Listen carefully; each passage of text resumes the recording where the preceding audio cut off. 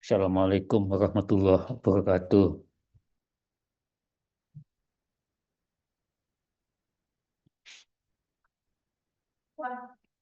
Enggak, kalau Mama Retno kelihatan nggak? Enggak. Pakai apa belum?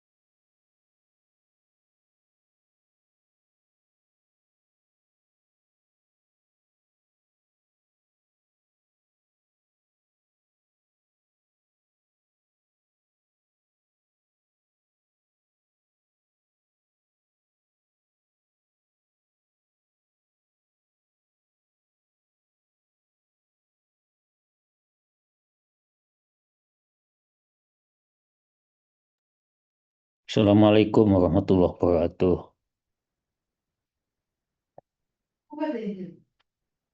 Bu Mbak Fitri ya, ini kok yang J, masuk Prof. Waalaikumsalam. belum pada masuk ya? Sekedar, Prof. Saya minta masuk sebentar.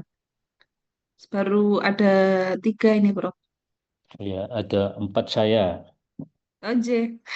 Mas Ihsan, Saya udah masuk, nggih. Bro, Assalamualaikum. Mohon maaf, Prof, sambil nyetir. lagi di mana ini? Ini depan UIN, Prof. Mau Oh, ke depan Cina. UIN. Beliau Loh, mau offline sendiri, Prof. oh dia offline. Buatan, Prof. Saya di SMA IT, Prof. Oh, Mau ke SMA IT Cina. Al Hidayah. Hidayah, gitu, Prof. Oh, Beliau yang punya, Prof. Oh, oh bukan, ngajar di Prof. ngajar di situ Ngajar ya, di Pak sini. Ihsan ya. Gitu, Prof. Oke, ini ada Pak Ihsan, Mbak Fitria, Rizky. Gus Belum Rizky. belum on ini.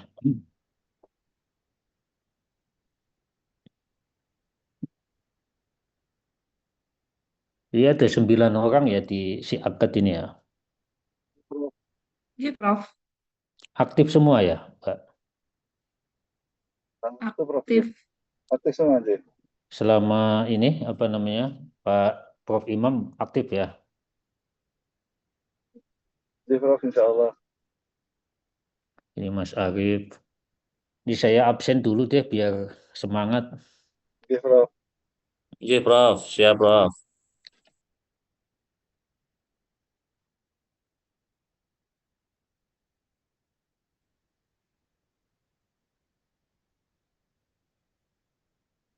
Tapi baru berapa ini yang bergabung?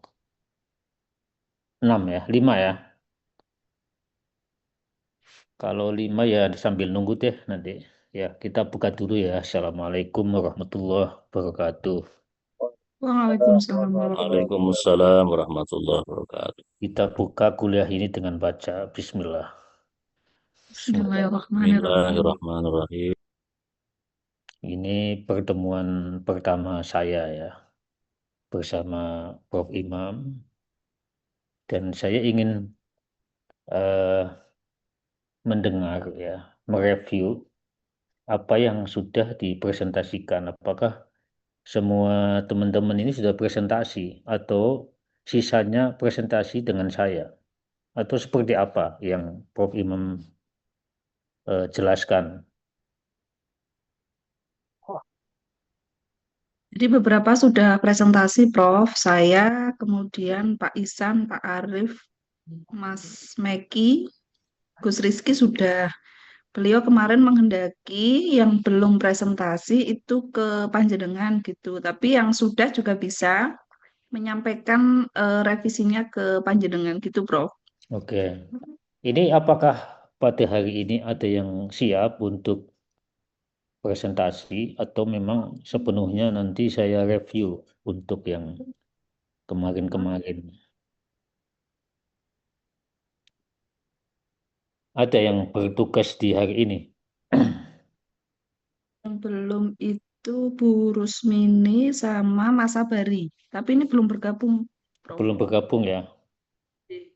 Oke.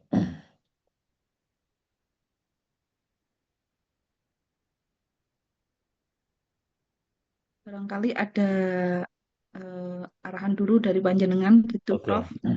Jadi nanti saya melanjutkan ya. Saya melanjutkan pokok bahasan yang sudah dibagi. Kemudian nanti presentasi, kita diskusi. Ya nanti saya menyampaikan materi atau memberikan review terhadap makalah yang sudah dibuat. Dan makalah yang dibuat itu kan ada 2 model ya. Pertama yang berbasis pada riset kecil di lapangan atau berdasarkan pengalaman. Yang kedua sepenuhnya literatur. Ya. Nah ini apakah ada yang riset kecil artikelnya atau memang sepenuhnya dari buku ke buku atau deduktif ya, deduktif dan induktif. Kalau deduktif itu kan penalaran yang dibangun dari teori ke teori, dari teks, dari buku-buku, dari perpustakaan. Itu basis penalarannya deduktif.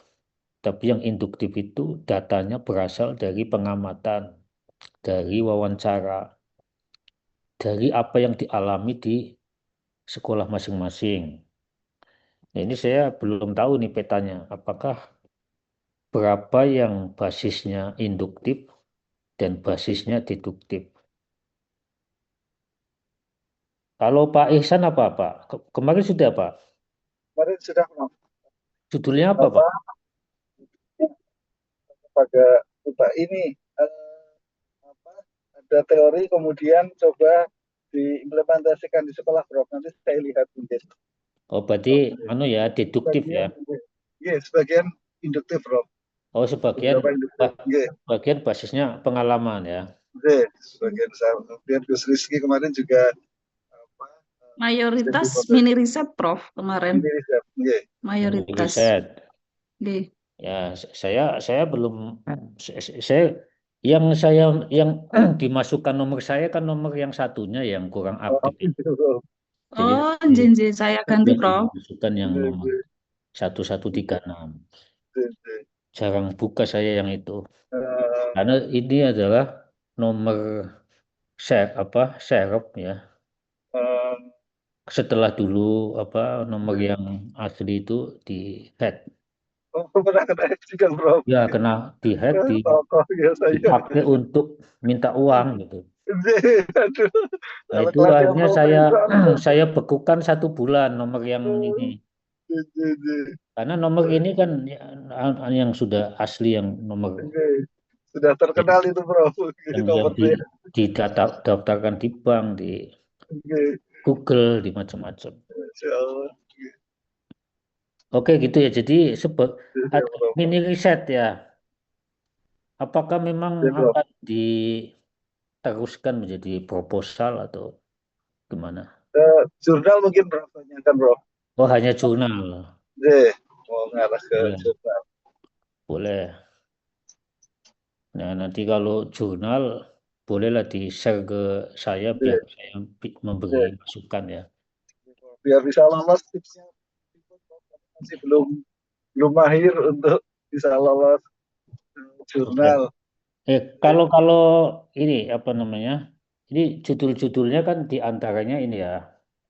Pokoknya ini misalnya miliknya Rusmini ya. Eh, Rusmini apa ada di sini?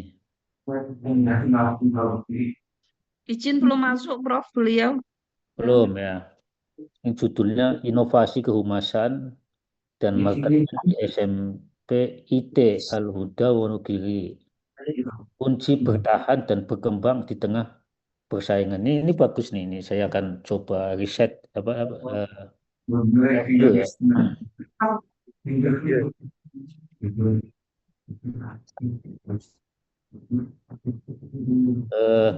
Jadi judul kecil kunci bertahan dan berkembang di tengah persaingan itu sebaiknya masuk subjudul saja, Mas Rusman. Karena ini basisnya kalau inovasi kehumasan ini basisnya adalah induktif karena berbicara soal apa yang dialami, ya, dijalani, dilaksanakan oleh SMP IT Al-Huda. Yang ini saya melihat di grup ini. Kalau ini ditampilkan lagi nggak ada yang mau presentasi nggak hari ini? Kalau nggak ada ini ditampilkan lagi supaya saya punya bahan menghadapi.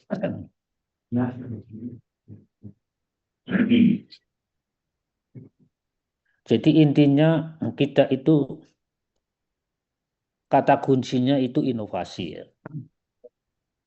Jadi kalau kita bicara inovasi itu memang satu-satunya cara untuk bertahan dan berkelanjutan ya, apapun itu. Entah itu agama, apa itu lembaga-lembaga, apa itu individu, apa itu bangsa, ya. inovasi adalah cara untuk beradaptasi dengan lingkungan baru, dengan perubahan-perubahan baru. Nah, nanti kalau di agama kita bagi dua kan, yang ibadah dan yang muamalah. Nah, yang muamalah ini banyak inovasi-inovasi. Karena kalau kita bicara inovasi itu ada kata kunci, berubah atau punah. Ya. Jadi madrasah dan pesantren. Nanti akan saya tampilkan deh makalah saya cari dulu ya, apa namanya PPT saya. Saya izin saya cari dulu. Kalau sudah bicara inovasi itu berubah atau punah dan kemampuan bertahan hidup, kemampuan berkelanjutan, apapun itu ya entitasnya, lembaga sekolah, pesantren, ide-ide itu pada dasarnya bila dia ya memperhatikan aspek-aspek lingkungan yang berubah, itu kita beradaptasi. Nah, itu seperti makhluk hidup. Ini ada yang di mute ya. Ini kok ada suara bocor ya.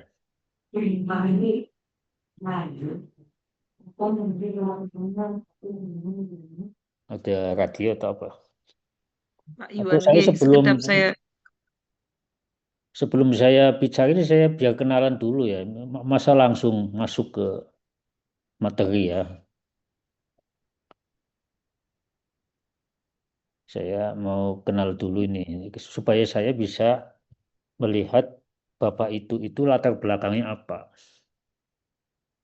Nah, nanti sambil perkenalan itu on ya. On.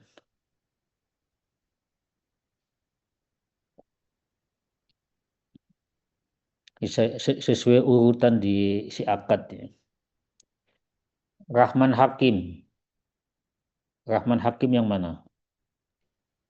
Belum. belum masuk, Prof. J. Itu beliau kemarin cuti, kemudian masuk di kelas kami. Oh, angkatan lama berarti atau gimana? Iya, Prof. J. Ini semester berapa, Mbak? Semester 2. Oh, semester 2. Pak Sabari. Pak Sabari. Itu juga cuti kemarin Pak Sabari. Cuti, tapi hari ini sudah aktif atau gimana? Masih cuti Ini posisinya? udah masuk kata sini, Ki. Oke Sekedap. ya, ini berarti 2 ini kok nggak masuk ya. Muhammad Rizki. Yang mana Muhammad Rizki?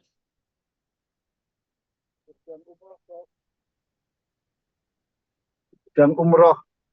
Oh, sedang Beliau umroh. sedang umroh, J. Tapi ini Kalau bergabung. kalau Saya S3 bergabung, itu Bro. ciri-cirinya begitu kalau S3 ya. Jadi umroh atau minyak telon sakit. Itu ciri-ciri S3 itu. Kalau S1 kan lain. Zero. Arif Budi Mulyono. Iya, Prof. Ya. Hadir. Saya mau yang ini hadir ya. Pak Arif kerja di mana, Pak? Ngajar di mana?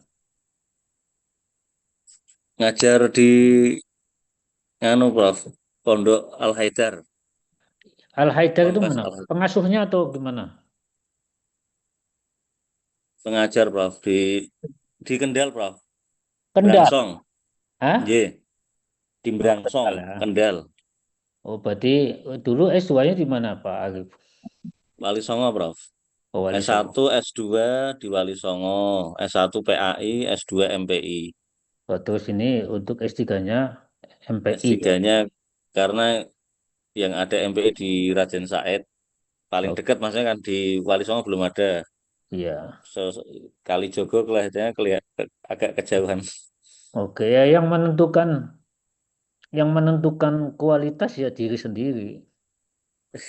Karena hidup itu sendiri adalah pendidikan ya. Jadi bukan mempersiapkan hidup, bukan mempersiapkan pendidikan untuk hidup, bukan. Tapi hidup sendiri itu pendidikan. Jadi Bapak mau S3 dimanapun kualitasnya ditentukan oleh Bapak sendiri. Berapa buku yang dibaca, judul-judul apa yang dibaca, apa yang direnungkan, apa yang dipikirkan itu esensinya yang mengisi diri sendiri. Kalau nanti bedanya ini ketegaan dosennya. Kalau mau ingin bagus ya saya tugasi 10 jurnal. Sekopus ya mencret. Tapi itu menyiksa tapi berkualitas. Tapi kan saya nggak tega itu dengan mempertimbangkan kesibukan masing-masing ya. Oke, jadi Mas Arif sudah punya pilihan untuk melanjutkan S3. Ini pilihan yang tepat ya. Tidak semua orang berkesempatan untuk S3 dan punya keinginan untuk S3. Ya, ini jadi Iya, Prof. sudah masuk kelompok elit strategis di masyarakat. Ya karena apa namanya? Ya Ya, kalau apalagi di desa, Prof. Saya hidup di desa, Prof. ya kalau di desa sudah S3 ini kan jadi obor ya. Ya, dan ini bisa membangun DNA ya. DNA bahwa di desa atau apapun walaupun ngajar SMP tapi S3 minimal untuk memberi kepercayaan pada lembaga ya atau paling dekat lah anak-anak itu punya bapak seorang dokter ya kan. Jadi nanti kalau anak-anaknya males belajar, bapak saya dokter loh. Nah, itu tuh DNA yang membentuk lingkungan dan ruang tumbuh bagi anak-anak itu. Kan nggak mungkin bapaknya dokter, anaknya bolos gitu kan. Malu itu. Nah itu jadi eh, membangun DNA. Oke ya Mas Arif ya. Ya, Prof. Berikutnya adalah Muhammad Ihsan. Pak Ihsan, monggo Pak, kenalan Pak. Ya, Dari mana? Bismillahirrahmanirrahim. Saya dari Wonogiri, Prof, ngajar di SMA Nur Hidayah ke Jadi UIN. sebelah barat ini ya kampus ya. Tapi ini lagi perjalanan ya. Oke, Prof, mau ke dinas ada pelatihan pembelajaran Oh mendalam. ya udah, nanti kalau sudah waktunya masuk silakan di off gak apa-apa. Oke, siap, Prof. Ini saya berhenti dulu nggak apa-apa. Ya Prioritas berhenti kuliah dulu, juga, takutnya Prof. nabrak nanti. Ada yang lain, Prof. Ini saya berhenti dulu prioritas kuliah. Ya silakan, Nggak apa-apa. silakan. Oke, Dari Wonogiri kemudian ngajar di SMA IT Hidayah. Hidayah. Kemudian Bidang apa tinggal Pak? Dulu Pak. bidangnya fisika, Prof. Nggak Oh nyambung. fisika. Oke. Nah Terus nanti S2. Pak, yang dipakai itu S3-nya Pak. Jadi kalau Bapak mau guru besar, itu yang dipakai S3-nya, Jadi, Prof. yaitu eh, apa namanya, selamat ya sudah memilih untuk melanjutkan S3. Terima kasih, Prof. Pilihan yang mestinya diskusi dulu sama keluarga kan, Jadi, Prof. waktunya, biayanya. Nah itu Siap, pilihan Prof. yang tidak mudah itu. Oke. Oke. Mata kuliahnya bagus-bagus juga, Prof, menurut saya. Oh Sangat gitu ya. bermanfaat. Oke. Oke. Manajemennya, terus inovasi, terus itu jadi punya framework di lapangan bagaimana mengelola lembaga pendidikan. Ternyata ada ilmunya, Prof, itu. Oh ya, Selama ya ini kan jelas lah. cuma Apalagi nanti ditambah dengan bacaan-bacaan yang sudah berubah ya. Jadi pilihan bacaan itu menentukan. Kalau yang dibaca ya isinya seperti majelis taklim ya tidak membangkitkan. Ya harus ada kebaruan, kedalaman, bobot yang melejitkan imajinasi dan daya kreatif kita. Ya. Jadi pilihan bacaan, pilihan apa namanya lingkungan ya. Jadi minimal kalau sudah S3 kan membangun lingkungan universitas. di mana pengajarnya guru besar yang punya Nggih. pengalaman, ya perspektif. Nggih. Oke, selamat Pak Ihsan. Nggih, terima kasih Prof. Mohon bimbingannya. Ya, Ya, menarik berikutnya sekali. adalah Muhammad Meki. Prof. Saya Prof. Ya, silakan Meki, dari mana? Ngajar Eh, di mana? Perkenalkan nama saya Muhammad Meki Al-Madani Aga. Saya dari Jepara. Sekarang saya mengajar di Madrasah Aliyah Huda Bulungan, Prof. Bulungan itu mana? Jepara juga. Oh ya, Jepara, Jepara. Oke, tujuan S3 ini apa nih Mas Meki ini? Eh, Ya, karena pendidikan itu memiliki jenjang ya, Prof. Jadi selama masih muda, mumpung masih semangat, jadi selesaikan secepat-cepatnya, Prof.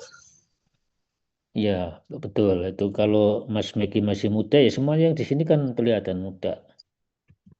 Itu biasanya kalau sudah S3 itu tiba-tiba itu harganya berbeda dari sebelumnya. Pertama, ya, kesempatan untuk menjadi kepala sekolah itu tinggi peluangnya. Yang kedua, untuk menjadi apapun ya, S3 itu sangat pantas itu. Ketika di luar sana banyak orang berburu-buru berburu ijazah itu ya. Wapres kita ya Pak Jokowi juga dikejar-kejar itu ijazahnya. Nah, ini pilihan yang tepat ya Mas Meki. Karena nanti pada momen tertentu itu seluruh usia yang pensiun itu serempak ya. Di Indonesia misalnya ada 2 juta yang pensiun, kan yang muda-muda naik ke atas. Itu tanpa disadari. Dan biasanya mana yang paling siap ya. Jadi dokter itu ibarat cangkul. Berikutnya adalah Fitrianita. Saya Prof. Silakan Mbak Fitri ya. Hmm. Ini PJ-nya Mbak. J. Ya, makasih sudah dihubungi. Silakan. Dari mana? Ya, Kemudian perkenalkan Prof. Nama saya Fitrianita Witanti. Saya dari Grobogan. Saya S2 dari UII Jogja. Kemudian kebetulan saya mengampu di Prodi Manajemen Pendidikan Islam di STAI Grobogan, sehingga memberikan saya motivasi untuk melanjutkan S3 di MPI juga, Prof. Oh, STAI Grobogan ya. Sekolah Tinggi J. Agama Islam Agama Grobogan. Islam Grobogan ya. Jadi ini tepat ya di S3 MPI ya. Iya, jadi Kebetulan Japfung saya juga manajemen mutu, Prof. Jabungnya manajemen mutu. J. Ya, jadi kalau bisa lulus sudah doktor, berarti pertama menyumbang lembaganya, ya. Yang kedua secara individual ya, secara karir juga bisa lebih cepat ya. Banyak yang lulus Betul. doktor dari UIN, tahu-tahu jadi kepala sekolah, jadi rektor ya di swasta dan seterusnya gitu ya. Oke, berikutnya Iwan Ridwan. Pak Iwan. Iya, Prof. Monggo Pak Iwan, dari mana Pak? Pak Iwan dari Bandung, Prof. Eh, Dari Bandung, Prof. ya, kerja di mana Pak? Peneliti atau kepala atau rektor atau apa? Kenalan monggo Pak. Ngajar aja, Prof, di MA di Bandung. Oh, di Bandung ya. Iya, Ini yang tapi asli Bandung Pak Iwan. asli Tulen, Bandung. Oh, Bandung ya. Karena Iya. kebanyakan yang selama ini S3 di UIN Solo ini kebanyakan dari Bogor. Nah, ini Pak Iwan, ada temannya Pak Iwan. Nggak ada, sendirian aja, Prof. Udah tua Oh, kok. iya. Nih, jadi Pak Iwan sudah tepat Pak Iwan. Alhamdulillah. Karena pertama tadi saya bilang membangun DNA keluarga ya. Iya. Kalau sudah dokter itu anaknya mudah-mudahan ngikut auranya ya. Amin. Amin, amin, amin, amin. Biar anak-anak saya rajin sekolahnya, Prof. Ya, luar biasa. Alhamdulillah. Berikutnya adalah Rusmini. Dalam, Prof. Ibu Rusmini ya. Dari mana, Bu? Ini, Prof, mohon izin. Perkenalkan saya Bu Rusmini dari Wonogiri, Prof. Sehari-hari mengajar di SMP IT Al-Huda Wonogiri. SMP? SMP Islam Terpadu Al-Huda Wonogiri, Prof. Oh, SMP-nya ya. C. Apa miliknya Pak Profesor Agus Wahyu? Bukan. Betul, Prof. Oh, lain ya. Punya bersama-sama, Prof. Oh, oke. Berikutnya adalah Pak Sabari ya. Iya, Prof. Pak Sabari, monggo Pak. Nderek tepang, Prof. Dalam paring asmo Sabari, Prof. Hmm. Pekerjaan ya di STIT Madinah Sragen, Prof. Oh, Madinah Sragen ya. Iya. Oke ya. Ibu Dokter Latifah, Prof. Sekarang Sekarang siapa? rektornya atau ketuanya Dokter Latifah, Prof. Dokter. Iya. Alumni UIN juga. Oh, Dokter Latifah. Iya. Oh, Permatasari, Pak. ya, oh ya ya ya ya. Oh, Permatasari ya ya benar. Baru ini dengan saya kemarin. Iya, Prof. Iya, Oke, terima mohon kasih. berkenan, Prof. Ya ya, terima kasih semangat. Yang Ya, ini Prof. sudah semua ya. Yang belum masih umroh itu. Oke, terima kasih. Saya sudah tahu latar belakangnya ya. Jadi pendidik semua karena ada yang S3, tapi ternyata dia sama sekali tidak berhubungan dengan pendidikan. Jadi sekedar hobi untuk ini luar biasa loh. Ya, keinginan yang tidak ada relevansinya tapi S3. Oke, jadi saya mau melanjutkan. Apakah hari ini ada yang presentasi atau saya mereview dulu? Saya presentasi dulu ya. Oke. Izin saya mau ngambil. Bentar.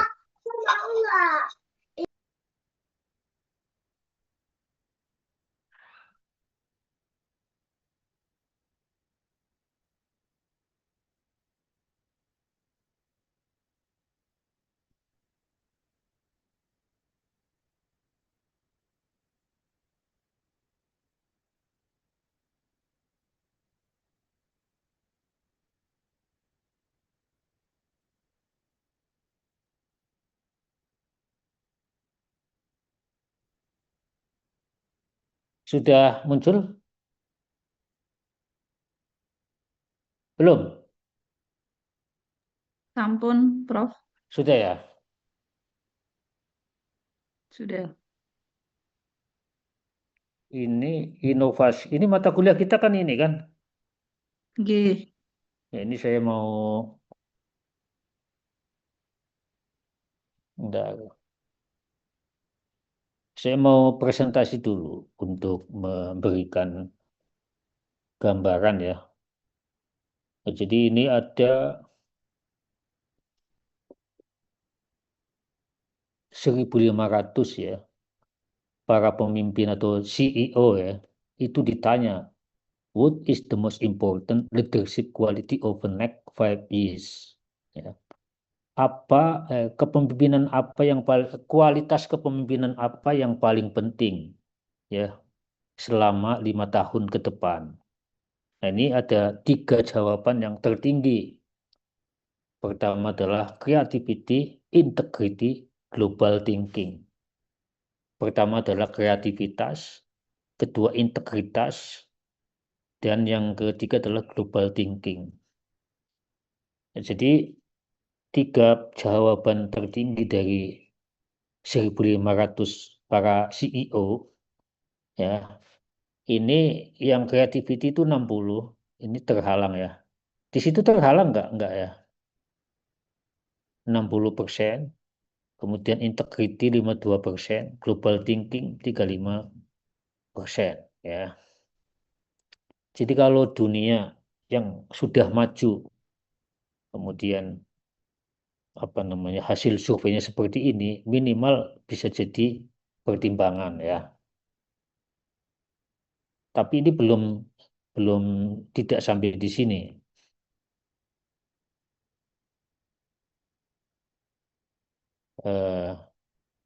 Berikutnya adalah dalam waktu yang sama ya 50.000 dari pencarian di mesin Google ya per bulan ya itu ada pertanyaan begini, what is innovation? Innovation definition ya.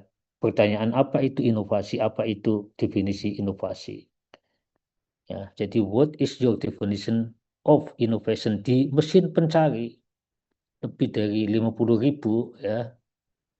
Jadi jawabannya adalah seperti ini nih. Ya. Jadi memiliki ide ya. Jadi inovasi itu dari 50 pencarian di Google ya. Itu having an idea, punya gagasan itu 60%, executing an idea ya melaksanaan itu 60%, addressing a real challenge ya fokus pada tantangan real 40% ya.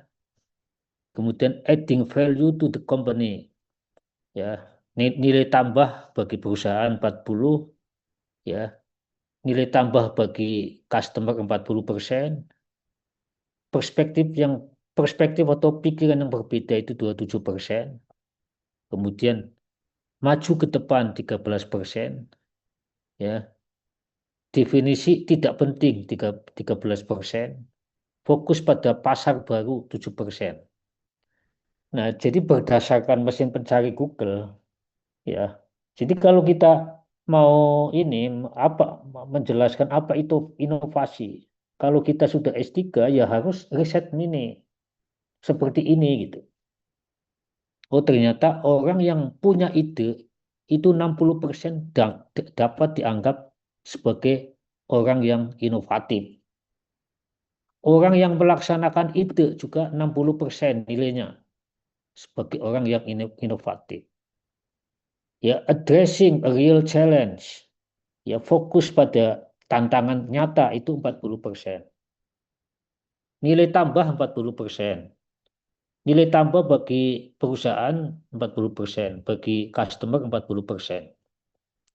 Ya. Nah, ini riset di mesin pencari Google ya.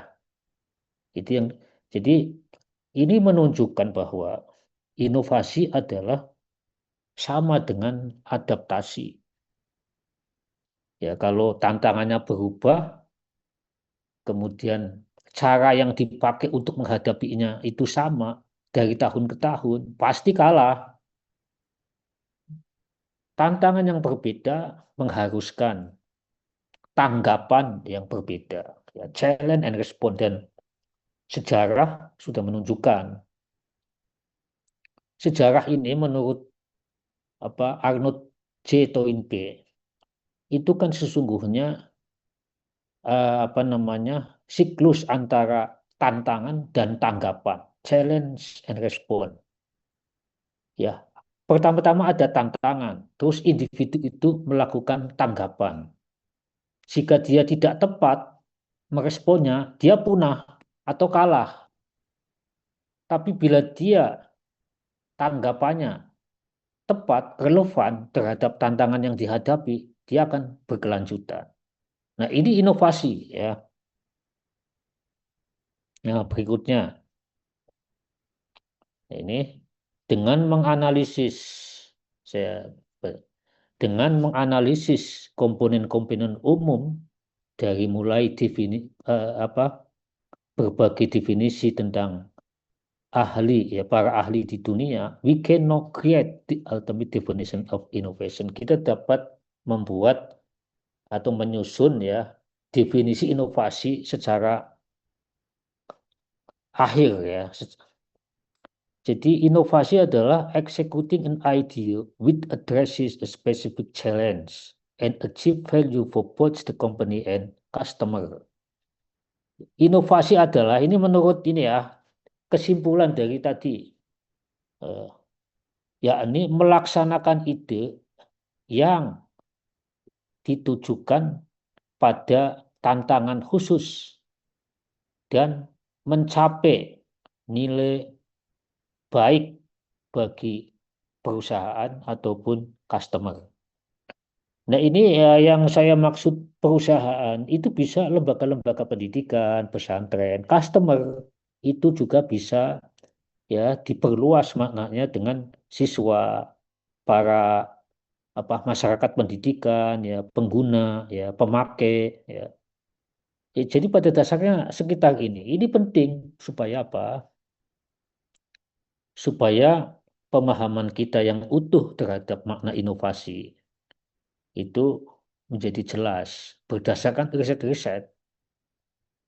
Jadi kalau pendidikan kok tidak peduli ini, itu sama dengan menghadapkan pintu ke belakang. Uang tamu-tamunya dari depan kok pintunya di belakang, ya enggak cocok. Nah, ini baik lembaga ataupun individu itu sama. Apakah pikiran saudara itu menghadap ke belakang atau ke depan? Apakah saudara mahasiswa teman-teman ini ya menghadapi tantangan hidup sama berpikirnya dengan sebelum-sebelumnya harus berbeda ya. Kalau caranya sama ya kalah ya dengan mereka yang lebih inovatif, yang lebih tepat tanggapannya atas tantangan-tantangan. Jadi peradaban itu adalah pergulatan antara tantangan dan tanggapan. Sudah tahu S3 itu sulit, tapi kok ya santai-santai gitu kan. Dikasih tugas tidak dikerjakan dengan baik. Ya, ya ini berikutnya. Nah ini. Jadi kalau perubahan teknologi ini kan kita sudah tahu ya, ada artificial intelligence. Tapi apakah dikejar nggak? Jangan sampai ya istilah-istilah artificial intelligence sampai hanya tahu saja tapi tidak pernah dicoba. Ini banyak loh ya, bisa untuk mengajar, bisa untuk menulis disertasi. Kalau Bapak Ibu menulis disertasinya tidak dibantu oleh AI, tidak mengolah data dari AI, ya tentu akan kalah dengan mereka yang berkolaborasi dengan AI. Ya, Internet of Things ya ini yang artificial intelligence aja, kecepatan untuk mengolah data ya. Jadi saya sudah menggunakannya ya. Berikutnya ini penting nih. Mindset and culture mesti berubah. Ini biasanya saya kan ngajar itu untuk pertama ya, kemudian Prof Imam. Tapi kadangkala apa namanya biar Pak Imam dulu lah, baru saya. Jadi ini biasanya saya sampaikan di awal. Nah ini ya ini kalau kita berada di transformasi digital, ya ini ada people, ada proses, ada tool ya, ya. Jadi people, proses, tool ya ini mengharuskan mindset dan budaya yang berubah. Karena kalau mindsetnya sama, padahal orangnya sudah berubah, prosesnya berubah, alat-alatnya berubah, ya, kemudian kita tidak mengubah mindset kita, ya hasilnya akan sama, ya, tidak akan menghasilkan apa-apa. Yang terjadi hanyalah apa namanya rutinitas, terlihat sibuk, tapi sungguhnya tidak menghasilkan apa-apa. Itu coba Bapak Ibu renungkan ya tentang jika karir Bapak itu tidak maju-maju itu cobalah refleksi. Jangan-jangan kita hanya melakukan rutinitas tapi tidak melakukan inovasi-inovasi, baik individu ataupun sekolahnya. Ya.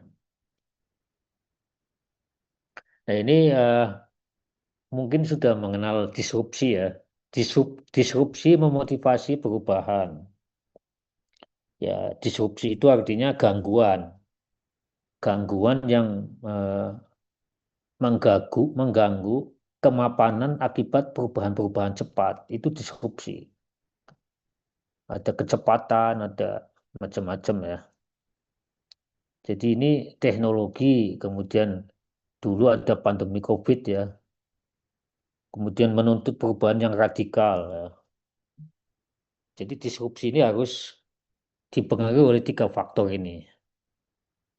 Jadi munculnya teknologi Zoom itu awalnya didorong oleh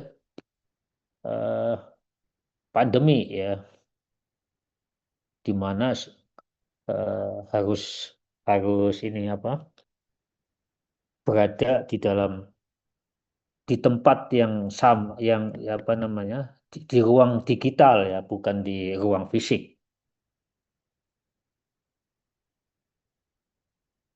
Nah, kemudian apa ini nih apa yang harus dilakukan? Ya, apa yang harus dilakukan? Nah, ini kalau kita melihat madrasah atau syariah Islam itu pada dasarnya menjaga 3 hal. Satu adalah protection, ya melindungi. Kedua conservation, melestarikan.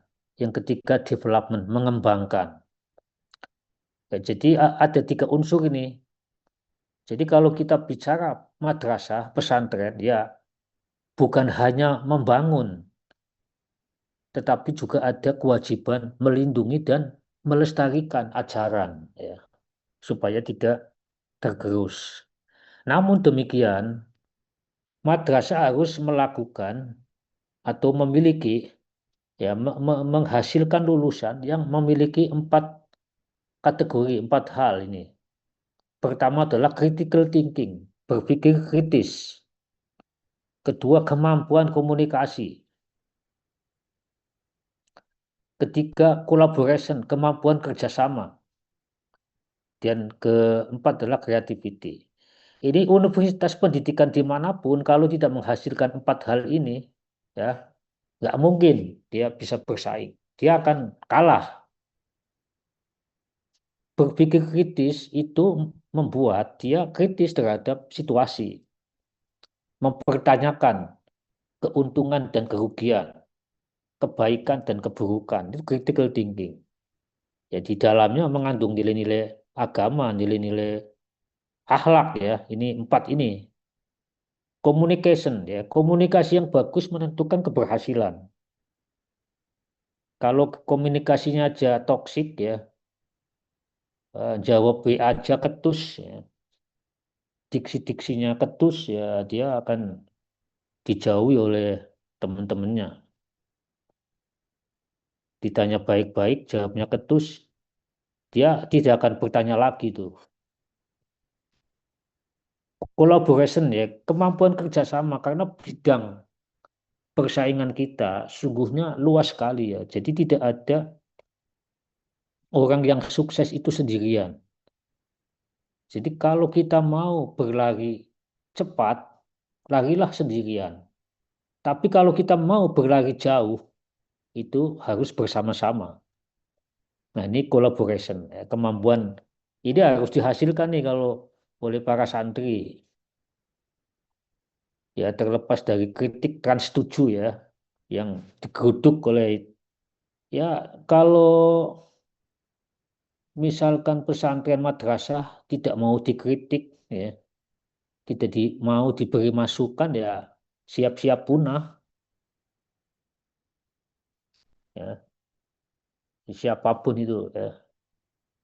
Jadi kalau saya sih, yang baik diteruskan, yang tidak baik ya jangan diteruskan tradisi-tradisi yang. Nah, kemudian yang keempat adalah creativity. Jika sebuah lembaga madrasah pesantren tidak menghasilkan 4 hal ini, ya dia akan punah ya, akan kalah, tidak bisa berkembang. Dia hanya menjalankan rutinitas saja. Ini nanti saya share ya di grup ya. Mudah-mudahan. Ya ini yang saya sampaikan ya untuk presentasi, karena nggak ada yang presentasi. Nanti besok Sabtu boleh presentasi dua-dua kalau masih ada. Saya stop dulu ya. Silakan kalau ada pertanyaan, ada tanggapan. Nanti saya share ini.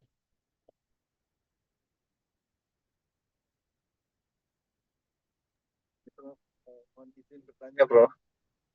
Sebentar saya tak nge-share dulu ke. Oke.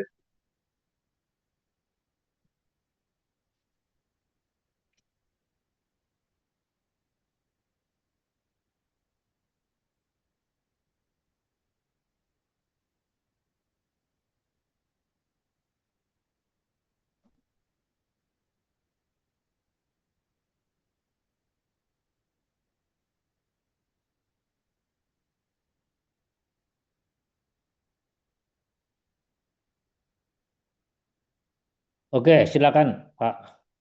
Oke. Menarik sekali, Bro, materinya, dan tadi ada apa berubah atau punah tadi, dan ada beberapa hal yang membuat kita tetap bertahan dan tidak menjalankan rutinitas. Mungkin sebagai sebuah sekolah, Prof, saya di SMA Iden Budaya, mungkin ada saran apa, Prof, untuk sekolah-sekolah pesantren agar lebih detailnya lagi, tidak, ya, tidak stuck gitu. Saya melihat dulu dari STAIN, IAIN, UIN itu begitu cepat sekali itu, Prof, itu ya perkembangannya kan. Saya di Hidayah 2008 itu masih IAIN ya, Prof, itu ya. Tapi Oh kemudian ya. Oh berarti Bapak dari mengenal saya ya. Pak Ihsan itu, kenal Prof. saya berarti. Kenal sekali, Prof. Oh ya Luar ya. biasa itu. Maka kemudian senang sekali saya dapat mata kuliah ini dan melihat perkembangan UIN dari IAIN, STAIN, terus STAIN, IAIN, dan UIN cepat sekali, Win Prof, itu ya. ya. Oke. Itu Ya. nyalip apa, kemudian mungkin inovasi apa dan seperti apa yang bisa kami pelajari untuk kami terapkan di sekolah. Terima kasih, Prof. Oke Oke, ya. Prof. Untuk Direktur. Terima kasih Luar Pak biasa Ihsan. kepemimpinan Prof itu, jadi saya Ya terima melihat kasih Pak cepatnya Ihsan. pertumbuhannya. Ah, Cepatnya pertumbuhannya itu saya tahu, Prof, gitu kan. Setiap hari lewat ya, dari 2008 sampai sekarang, mahasiswanya dulu nggak sebanyak ini, kemudian perkembangannya sangat cepat sekali. Mungkin ada inovasi apa yang bisa kami pelajari secara real dari Prof memimpin UIN saat itu, Prof. Terima oke. kasih, Prof. Terima kasih Pak Ihsan Oke. atas apresiasinya ya. Saya tentu tidak boleh berbicara tentang diri saya gitu ya. Tapi saya akan eh, berbicara berdasarkan pengalaman. Jadi sebenarnya universitas-universitas ini dari universitas dulu ya. Prof. Universitas itu selalu belajar dari lingkungannya, ya. Hmm. Apa yang terjadi di Barat, yang terjadi di Timur Tengah, apa yang terjadi di industri, di lembaga-lembaga apapun itu. Kalau dulu ya, universitas itu kan ada tiga hubungan dekat ya, antara satu eh, industri ya, kedua militer, ketiga pendidikan. Itu awal mulanya ya. Industri itu butuh macam-macam, misalkan butuh inovasi-inovasi. Nah, dia itu biasanya akan membiayai riset-riset yang dilakukan oleh perguruan tinggi. Coba dong teliti tentang ini ya. Jadi antara industri dan perguruan tinggi itu saling mendukung. Maka itu yang dicatat di Amerika, di negara-negara Eropa, ya, Jepang, Korea, itu dilakukan. Nah, karena itu kemudian kami ini ketika waktu itu jadi rektor ya, itu kebetulan saya sekretaris forum ya, sekretaris forum rektor. Jadi bisa memasukkan ide-ide baru di dalamnya bahwa kita harus saling bergantung. Kita tidak boleh terlalu mandiri, tidak boleh terlalu bergantung, tapi kesaling ketergantungan. Ini collaboration. Jadi kemudian ketika saya jadi rektor, saya memperluas kerjasama, belajar sebanyak-banyaknya, membuat apa namanya. Dulu saya ada tiga hal yang saya menjadi tagline saya. Pertama adalah eh, apa namanya orkestrasi ya, kedua mobilisasi, dan ketiga adalah konsolidasi. Jadi kita tidak akan pernah mendapat yang terbaik kalau kita sendirian. Kita mengembangkan egosentrisme, mengembangkan sektarianisme. Jadi di sini keterbukaan ya, mengedepankan husnudon, mengedepankan kerjasama tim, pencapaian bersama. Jadi misalnya mobilisasi itu artinya kan memobilisasi SDM, aset yang tersedia untuk sebanyak-banyaknya, sehabis-habisnya pemenuhan tujuan organisasi. Nah kalau UIN itu kan dulu UIN itu nomor 4 ya, mahasiswanya paling diminati. Jadi antara petekin-petekin. Ya. Itu diantaranya adalah tadi itu. Melakukan pemimpin itu kemampuannya harus dimobilisasi, Pak. Yakni memanfaatkan sumber daya yang tersedia, baik itu SDM, ya, infrastruktur, keuangan, untuk sehabis-habisnya memenuhi tujuan sekolah. Ya, di situ artinya tidak boleh ada penyelewengan dana, tidak boleh ada diskriminasi, ya, tidak boleh ada maladministrasi. Itu saya dulu menerapkan itu karena begitu saya jadi rektor itu saya membaca sehabis-habisnya buku-buku tentang kepemimpinan.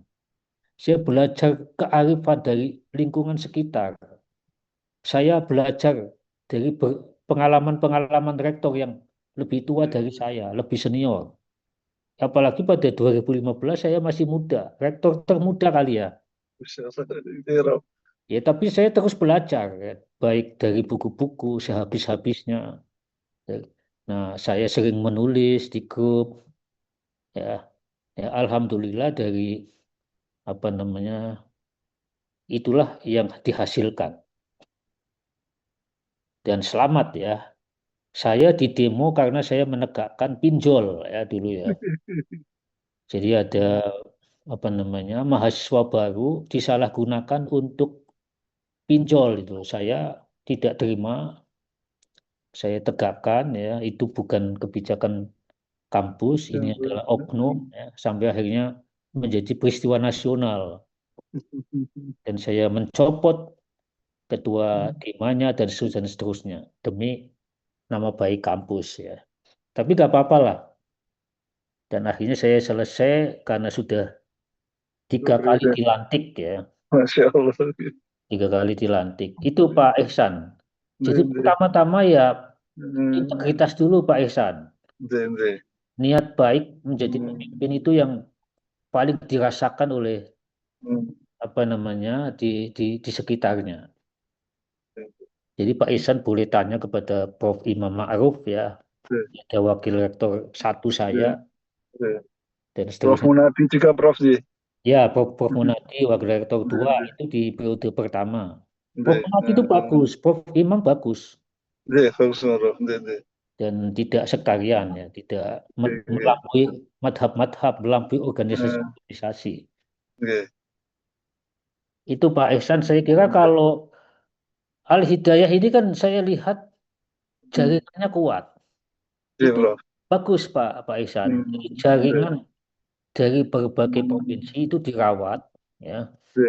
Yang kemudian yang kedua selalu lulusan-lulusannya itu diarahkan kemana? Universitas terbaik, yaitu harus tingkat kelulusannya tinggi. Yang ketiga diberikan ini apa namanya pandangan dunia yang growth mindset, yang tumbuh. Pikiran yang tumbuh itu artinya pikiran yang apa namanya percaya, meyakini bahwa segala usaha, segala inovasi, segala tindakan yang hebat itu akan menghasilkan perubahan dahsyat. Jadi apapun latar belakangnya, ini growth mindset. Nah sebaliknya itu kan ada fixed mindset. Fixed mindset itu pikiran yang tertutup yang seolah-olah nasib itu ditentukan oleh takdir yang tidak bisa diubah. Nah sehingga dia melakukan hal-hal biasa, tidak ada apa namanya ledakan-ledakan ya. Dan saya kira setiap teman-teman yang punya madrasah, pesantren atau guru harus menjadi air yang mengalir sehingga segar untuk diambil oleh santri-santrinya, bukan air yang tergenang ya. Kalau air tergenang itu lama-lama kan bau karena tidak pernah baca, tidak pernah diisi gitu. Seorang guru itu dinyatakan hebat apabila dia mengisi kolamnya dengan air yang mengalir sehingga terus segar untuk diminum, dipakai ya. Bukan air yang tergenang, yang lama-lama bau, lama-lama butek ya. Bukan justru bermanfaat tapi mencemari. Ini kalau Bapak Ibu itu melanjutkan S3 itu artinya sedang mengisi air segar ya, untuk bisa diterima oleh bisa ditularkan ya semangatnya ke murid-muridnya. Itu ya Pak Isan ya. Silakan yang lain. Ya, terima kasih Prof. Beruntung sekali saya. Kalau saya melihat UIN di Prof 3 periode ini kan dari STAIN terus naik-naik itu sampai sebesar ini gitu dan Ya saya sudah alhamdulillah belajar ini dan sebenarnya alhamdulillah. bukan kesuksesan saya. Saya tidak pernah bicara tentang saya. Ini Hmm, tadi itu collaboration. collaboration, orkestrasi tadi Prof. J. Ya orkestrasi ya. Sama mobilisasi itu ya. Ya Sama integritas Prof. konsolidasi ya, Konsolidasi, konsolidasi, J. mobilisasi dan Nah, orkestrasi. Oke, konsolidasi, mobilisasi, orkestrasi. Terima Ya kasih Prof. Ini menarik sekali. KMO ya. J. Ya silakan. Ini nanti kita sampai ini ya jam 9 berapa? Monggo Prof. Sampai jam 9.20 lah ya. J. Siap Prof. Yang pertama ini kelihatannya pada sibuk. Monggo, Nji. Silakan, tapi kecuali ada pertanyaan terus-menerus gitu ya. Bisa sampai jam 11, tapi kalau nggak ada pertanyaan ini tergantung Bapak Ibu. Silakan mungkin dua lagi kali.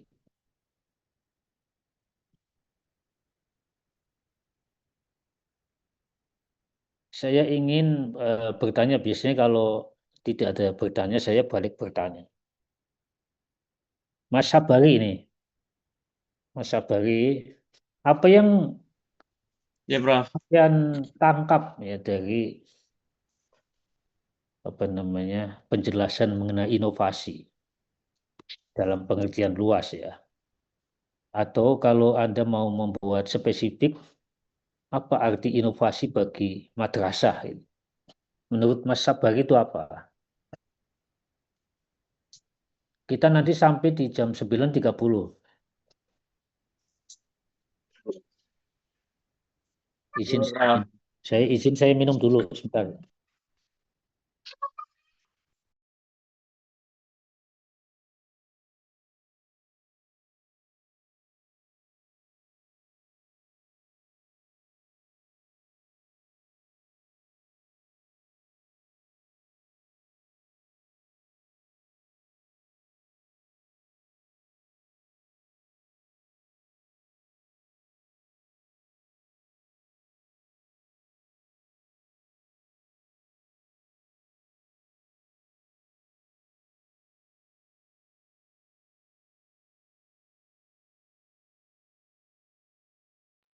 Oke, teman-teman yang ada minuman juga boleh minum ya.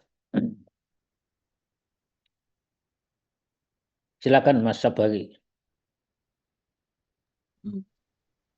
Ya, baik, Prof. akan saya coba menjawab sebisanya, Prof. Ya, silakan. Yang jelas, inovasi terkait dengan madrasah itu sangat diperlukan, apalagi di era globalisasi ini. Jadi banyak sekolah-sekolah ataupun madrasah yang semakin hari semakin berkembang dan tentunya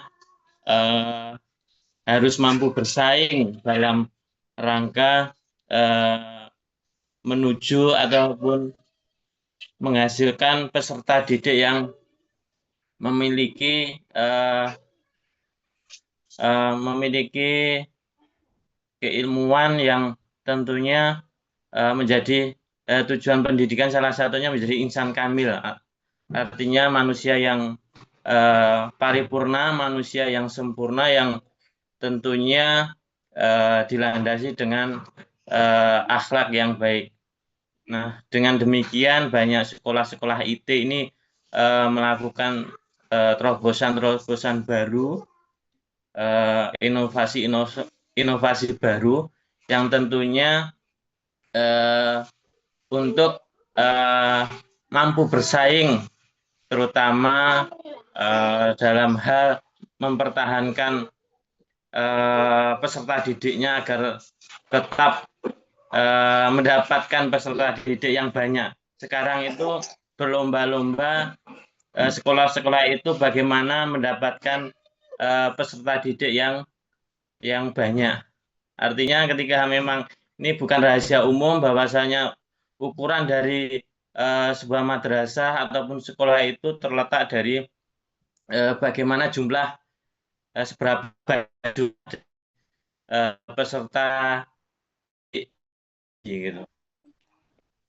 Dan tentunya saat ini memang lahir banyak sekolah-sekolah IT yang tentunya label dari IT ini sendiri memiliki daya tarik tersendiri bagi masyarakat, begitu, Prof. Dan saya juga mohon masukan, Prof, terkait dengan kampus STIT Madinah Sragen ini, Prof. Bahwasanya semakin hari ini mahasiswa kami itu berkurang, Prof. Jadi seperti halnya yang Prof Mudhofir lakukan, mungkin inovasi-inovasi yang menjadikan UIN ini semakin pesat, apalagi kemarin dapat rekor muri itu bahwasanya UIN Raden Mas Said itu mendapatkan mahasiswa luar negeri yang paling banyak di antara UIN-UIN yang lain. Padahal mungkin UIN Raden Mas Said baru mendapatkan SK UIN-nya gitu. Padahal banyak UIN-UIN tertua yang ada di Indonesia ini belum mampu ya seperti yang dilakukan di UIN Raden Mas Said. Begitu, Prof. Mohon maaf sebelumnya. Ya, terima kasih. Ya. Karena kalau sudah S3 itu harus mampu ya menyatakan pendapat ya. Ya, bolehlah. Baik, Prof. Jadi kalau jangan membandingkan antara swasta dengan negeri juga. Itu juga tidak apple to apple, tidak fair juga ya. Kalau STAI Al-Madinah ini kan swasta, betul ya? Iya, Prof. Nah, karena swasta ya tentu berbeda tantangannya dibandingkan yang UIN. Kalau UIN kan ada anggaran dari Jakarta otomatis ya. Nah, kalau yang swasta-swasta ini berdasarkan jumlah mahasiswa, jumlah siswa. Jadi harus masuk akal juga mengembangkan lembaga pendidikan. Kalau dia swasta ya tentu harus banyak mahasiswa, banyak siswa supaya cukup untuk menjalankan penyelenggaraan pendidikan bermutu gitu. Sebab kalau sedikit gimana kesejahteraan guru, kemudian pengembangan labnya, pengembangan kualitasnya. Jadi sangat boleh ya. Makanya inovasi itu ada komponen-komponennya, ada inovasi di bidang kepemimpinan, inovasi bidang infrastruktur, inovasi bidang yang lain-lain ya. Itu semuanya mendukung. Ya, jadi kalau jangan bandingkan yang swasta dengan yang negeri, itu juga tidak adil. Kalau mungkin saya memimpin di swasta itu juga tantangannya berbeda. Tanggapan yang harus saya berikan juga harus berbeda. Ya, jadi apa kullu makom makol ya. Di kulli makom makol ya. Jadi likulli makom makol. Apa itu? Jadi jadi setiap situasi ya berbeda tanggapannya ya. Setiap tantangan yang ada tanggapannya berbeda. Tapi sepanjang ya itu ada kemampuan 4 tadi itu, critical thinking, ya, collaboration, communication, creativity itu ada, sepastilah sebuah lembaga dapat berkelanjutan. Itu ya Mas Sabari. Iya, Silakan Prof. ada yang mau nanggapin, Mas Arif dari Jepara, Bu Nita Fitri, Mas Rizky. Saya mungkin Prof Ya, silakan. terkait dengan sekolah. Oh, Gus Rizky juga mau nih. Ya, Mbak Nita dulu. Oke. Ada tertarik Terkait semua, Prof. dengan tadi Prof yang disampaikan Mas Sabari dan respon dari Prof Muzafir terkait dengan sekolah negeri dan swasta. Saya kira kemudian kalau ada kebijakan yang apa ya, yang memang itu ada dari pemerintah, saya kira juga cukup memayungi ya. Maksud saya begini, ketika sekolah swasta itu bagaimana kemudian kita mencari murid yang banyak kan gitu, karena sumber anggaran memang hanya bersumber dari murid kan gitu. Sementara sekolah negeri itu ada bantuan khusus dari pemerintah kan gitu. Sebenarnya plus minus ya Prof ya. Ketika sekolah swasta itu bebas, mau menarik anggaran dari siswa itu kan bebas. Tapi ketika kita yang berada di pedalaman, yang mohon maaf SDM saja terbatas, kemudian jumlah siswa juga terbatas kan gitu-gitu kita butuh kerja keras betul, effortnya juga luar biasa kan gitu Prof. Saya kira juga harus ada kemudian payung hukum dari pemerintah terkait dengan sekolah negeri dan swasta. Apalagi sekarang marak adanya sekolah rakyat ini, Prof. Nampaknya sekolah-sekolah negeri ini juga agak terganggu ya mentalnya ketika ada sekolah rakyat yang akan dibangunkan gitu. Saya kira pemerintah juga harus memikirkan soal-soal itu. Termasuk kami yang di perguruan tinggi swasta. Ketika banyak yang sudah tutup, bahkan di Jogja aja 12 perguruan tinggi swasta ini sudah tutup. Karena perguruan tinggi negeri semakin banyak dengan kebijakan-kebijakan pemerintah yang memberikan mereka kewenangan-kewenangan yang luar biasa kan gitu. Nah, bagaimana kemudian mendorong pemerintah ini supaya pendidikan-pendidikan di Indonesia itu juga tepat guna, tepat fungsi kan gitu. Itu sih Prof.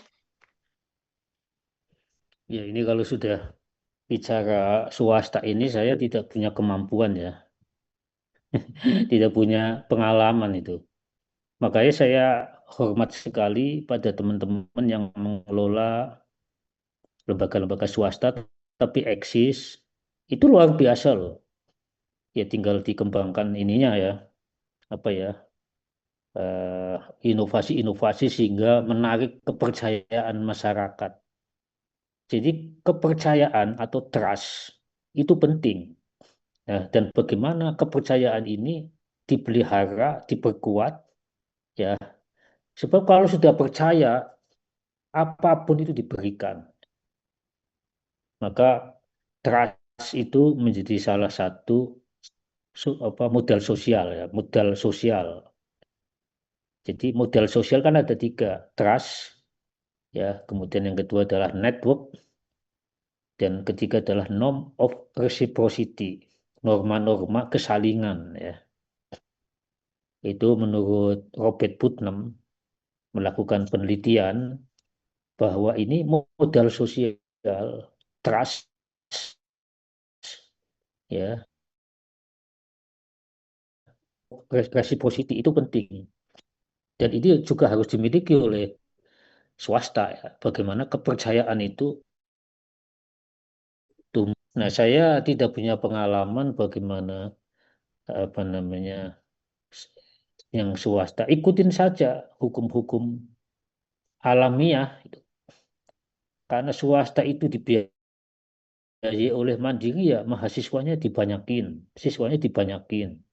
Kedua, tapi keuntungannya yang swasta itu kan dia bisa melakukan apa namanya improvisasi. Misalnya kan SDIT, dia bisa bikin pesantren di dalamnya, ya.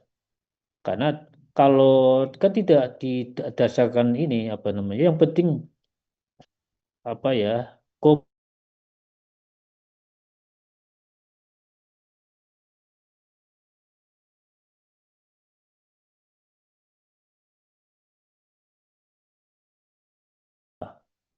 maka kalau di Jepang itu kan yang maju-maju itu kan yang swasta, yang Muhammadiyah, Universitas Muhammadiyah ya.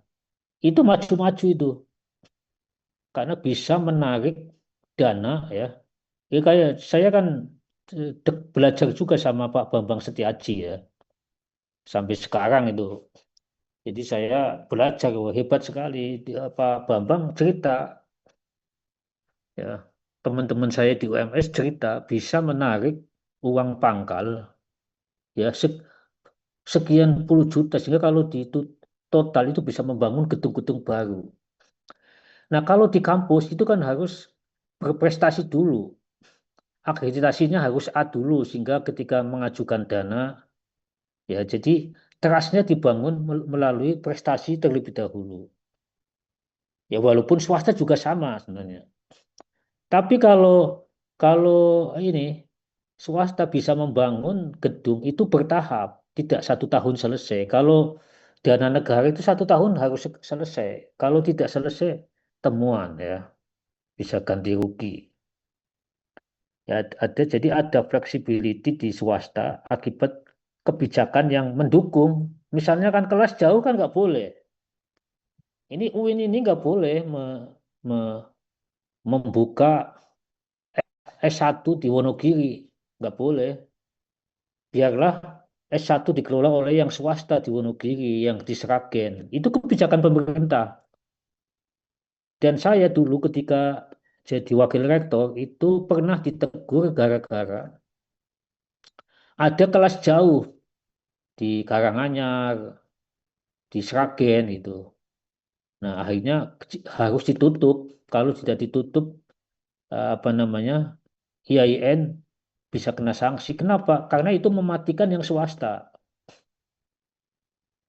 Nah, padahal waktu itu sebenarnya semi kelas jauh karena harus datang ke kampus. Tapi kalau yang ini kan malah online semua kan. Di, sebab kalau S2, S3 tidak online, nggak laku itu. Ini yang Pak Iwan yang dari Bandung, apa mau datang ke Solo? Mahal sekali Pak Iwan. Ya kan Pak Iwan? Iya, Prof. Mahal, Prof. Ya, jadi ini memang kebijakan saya. Dan jadi harus minimal offline-nya sesedikit mungkin, tapi online-nya tanpa mengurangi kualitas. Iya, Prof. Ya gitu ya, Bu Nita ya. Ya saya salut lah kalau ada pemimpin di swasta tapi berkembang itu salut lah. Dan jangan lupa kalau swasta itu ya, seperti di Sragen, itu kan Anda kan punya dosen-dosen guru besar di UIN. Bu, didatangkan, tidak usah memikirkan honornya, honornya transport saja, bensin aja. Itu harus rajin membangun komunikasi seperti itu. Ya, sebagai pengajar payung gitu. Tapi kan nama guru besarnya bisa dipasang. Itu boleh. Prof. Dovir siap berarti. Oh, saya dipakai juga ya sama teman saya di Wonogiri, di Pampang. Padahal itu SD ya. Silahkan kemudian sebagai yayasan apa-apa, monggo. Yang penting jangan disalahgunakan. Itu saya siap itu. Ya sebagai pengabdian lah. Ya misalkan di mana ini yang swasta-swasta ini? Mas Sabari, Bu Nita, kalau bolehlah saya datang. Ya, Siap, Prof. tidak usah memikirkan honornya. Bisa MOU, Prof. Terutama terkait Ya nanti kerjasama terkait dengan mahasiswa, Prof. rektor yang baru ya kan, saya kan sudah bukan rektor lagi. Tapi kalau saya sebagai individu, sebagai guru besar itu punya kewajiban untuk pengabdian ya. Iya, Prof. Oke gitu, ada yang lain? Mas Rizky tadi, silakan.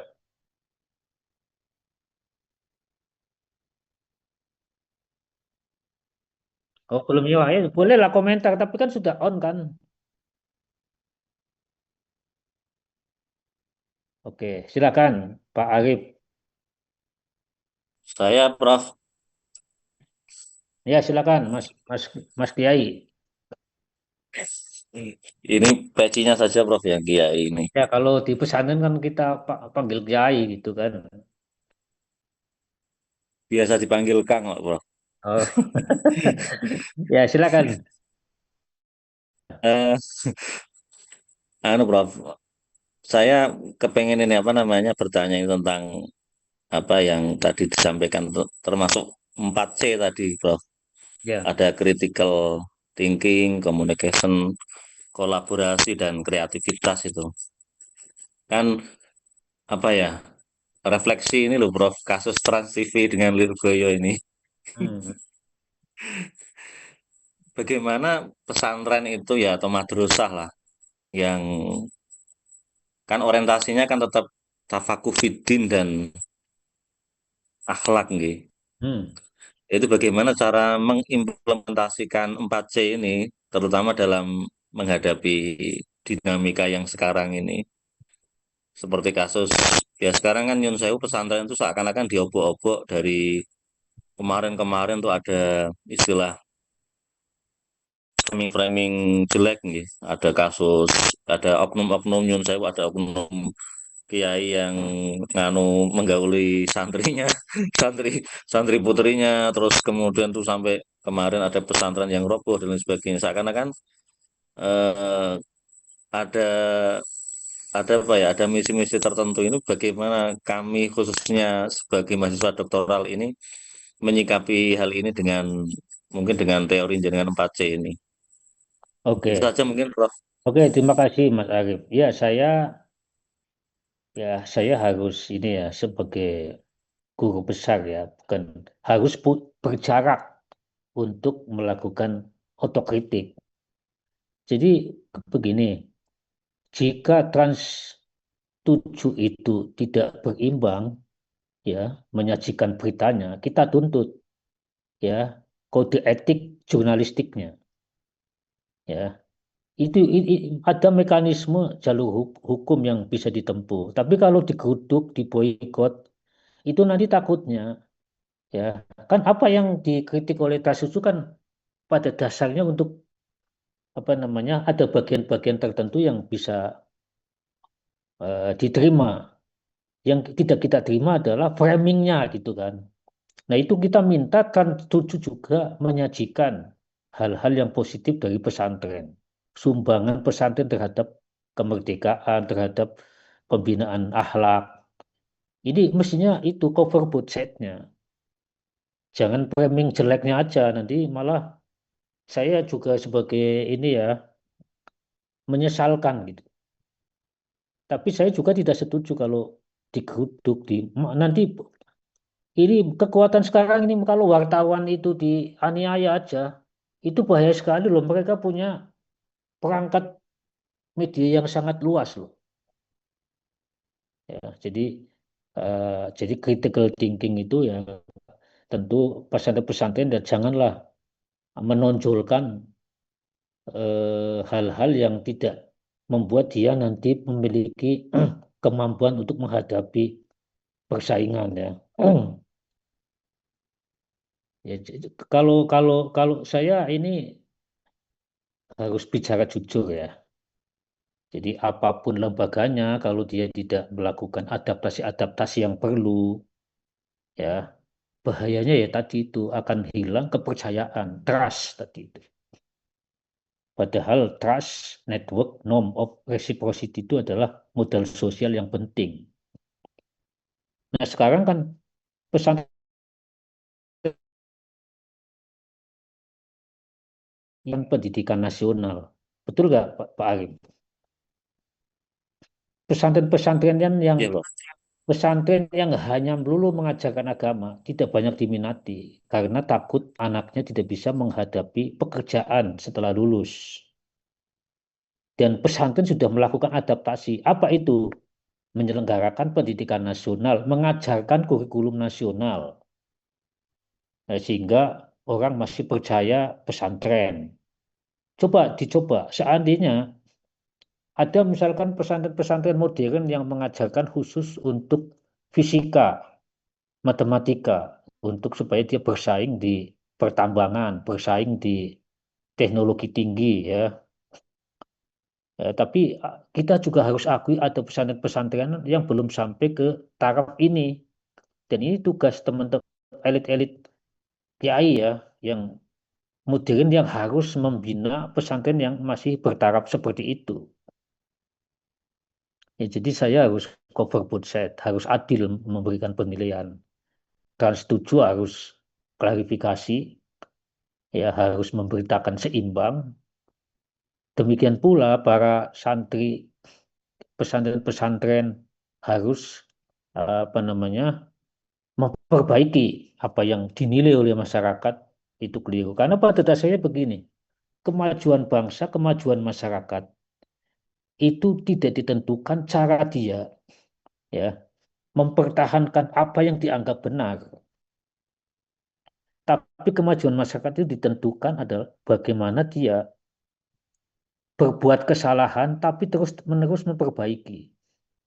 Itu yang diajarkan oleh sejarah. Ya. Jadi kebenaran yang dipatok menurut madhab tertentu juga harus siap berubah jika ada madhab-madhab baru yang lebih dapat diterima oleh kemodernan tanpa menghilangkan prinsip-prinsip akhlaknya. Kan kalau misalkan pesantren membangun akhlak, itu juga perlu dibuktikan. Ada enggak bupati-bupati yang dari kalangan kiai tidak korupsi? Karena ini banyak juga yang guru besar tapi banyak korupsi ya, pendidikan-pendidikan yang korupsi, ya kan, jenderal-jenderal yang korupsi. Jadi ini akhlaknya harus dibenarkan dari mana ini?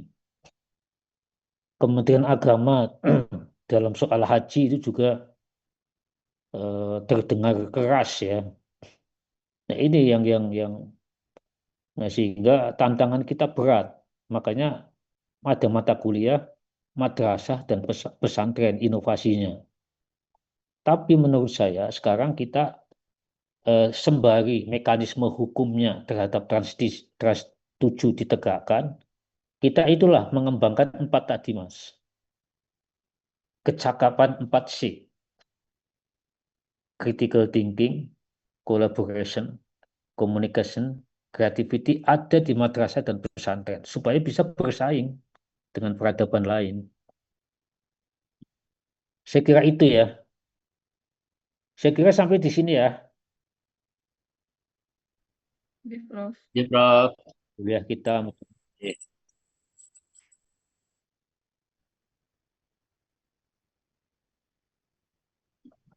ya boleh.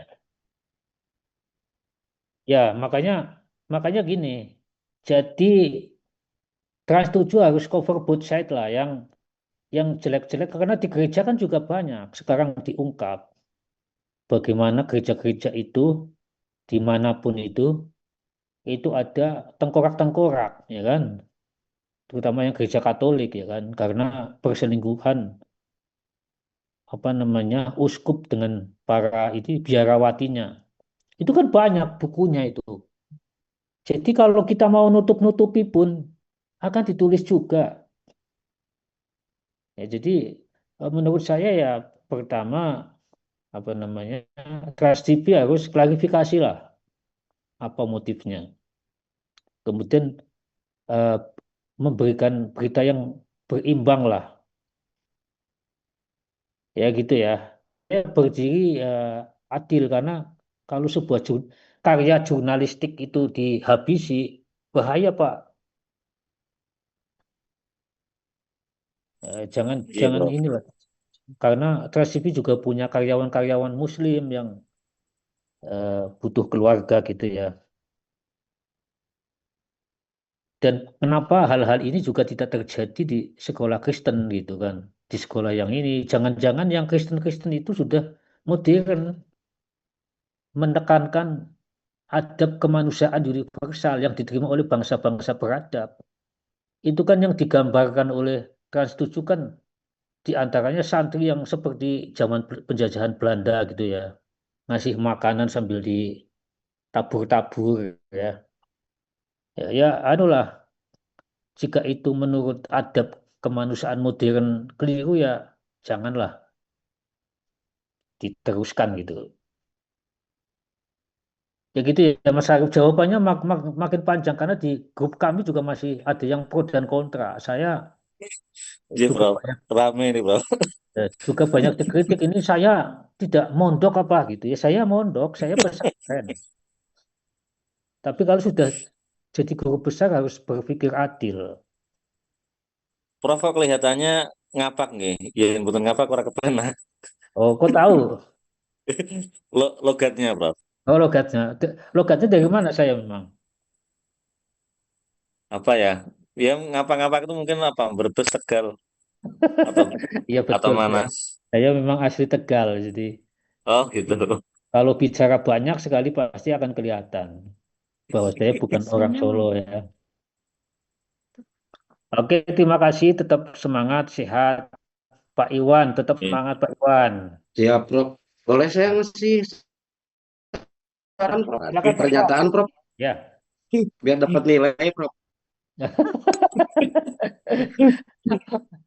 Gini, Prof, tadi Kelihatan ada. selintas saya simak dari pernyataan Prof bahwa inovasi itu cenderung untuk hal-hal yang sifatnya muamalah gitu, Prof ya. Ya. Nah, artinya mungkin bisa bisa saya tambahkan bahwa inovasi itu bagian dari masalah mursalah. Jadi hal-hal yang memberikan manfaat bagi masyarakat umum gitu. Nah, karena inovasi itu bagian dari masalah mursalah, maka saya mau mengajukan kaidah usul fikih al aslu fil muamalati al ibahah kata yakumad dalil ala nawahih gitu. Ya, Allah. Hukum asal dalam muamalah itu boleh gitu sepanjang sehingga nanti datang dalil yang melarangnya. Artinya inovasi itu harus terus dilakukan sampai ada larangan berinovasi gitu. Pernyataannya bahwa ada beberapa hal yang akan jadi landasan kita terus berinovasi. Satu, menciptakan budaya inovasi di lembaga-lembaga pendidikan khususnya. Kemudian yang kedua, ya membuka diri terhadap ide-ide baru. Karena memang eh, sekarang mayoritas, khususnya pesantren itu agak-agak agak tertutup terhadap ide-ide baru gitu. Nah, kalau mau mereka berinovasi berarti mereka harus terus membuka diri terhadap ide-ide baru. Lalu harus siap memanfaatkan teknologi, kemudian berani mengambil resiko and fokus pada kebutuhan konsumen mungkin gitu Prof ya. Nah itu eh, sedikit pemahaman dari saya terkait pernyataan Prof bahwa inovasi itu tidak bisa dilepaskan atau lebih identik dengan hal-hal yang sifatnya muamalah. Gitu Prof ya. Oke ya. Ya betul Pak. Sebab kalau dalam ibadah, terutama ibadah mahdoh, nggak boleh ada inovasi Pak ya. Iya, Misalnya sholat subuh yang 2 rakaat dicampur pagi, jadi 18 rakaat, nggak boleh ya. iya Prof. Betul, Karena, betul. karena kalau masalah ibadah adalah hukukullah ya, sedangkan muamalah lebih hukukul ibad. Iya. Kalau di ibadah ta'abbud bin nusus ya, kalau di muamalah makulul makna, artinya bisa dirasionalisasi. Ya gitu. Iya, Dan Prof. dan, eh, dan gini, mungkin perlu saya sampaikan ya. Kenapa peradaban Islam mundur dan peradaban Barat maju? Ya? Itu karena pendekatan. Kalau peradaban Islam itu lebih pada pendekatan deduktif, ya, dari dalil ke dalil, dari teori ke teori, dari Quran ditafsirkan hadis, hadis ditafsirkan mufasir, ya. Nah itu deduktif.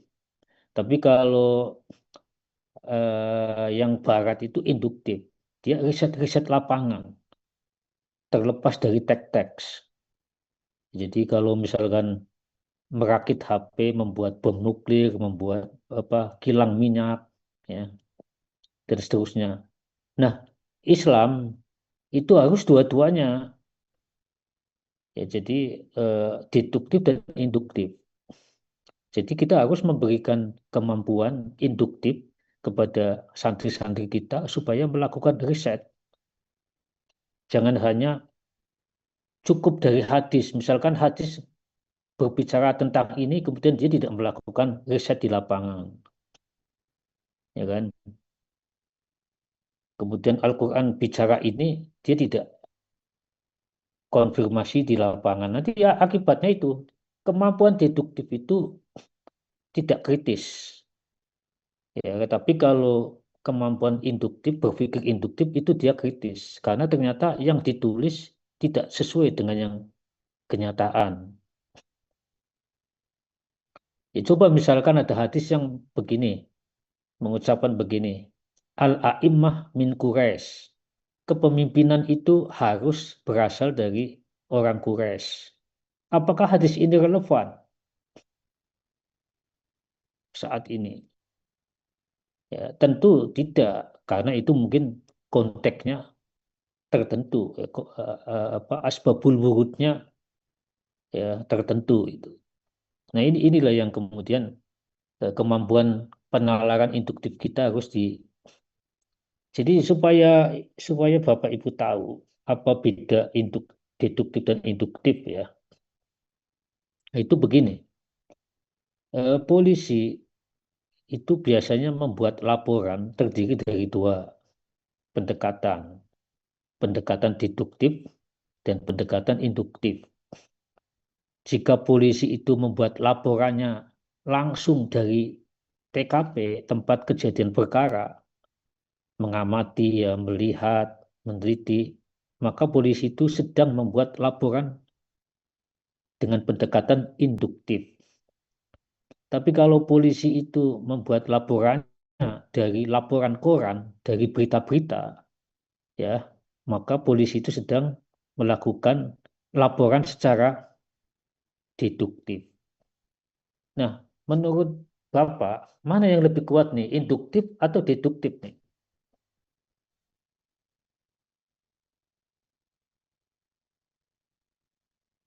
Induktif karena dia datang langsung di lapangan. Tapi data-data di lapangan itu tidak bisa berbicara sendiri. Karena itu dia perlu teori. Nah, teori inilah deduktif. Jadi keduanya bisa dipakai gitu. Ya, gitu ya.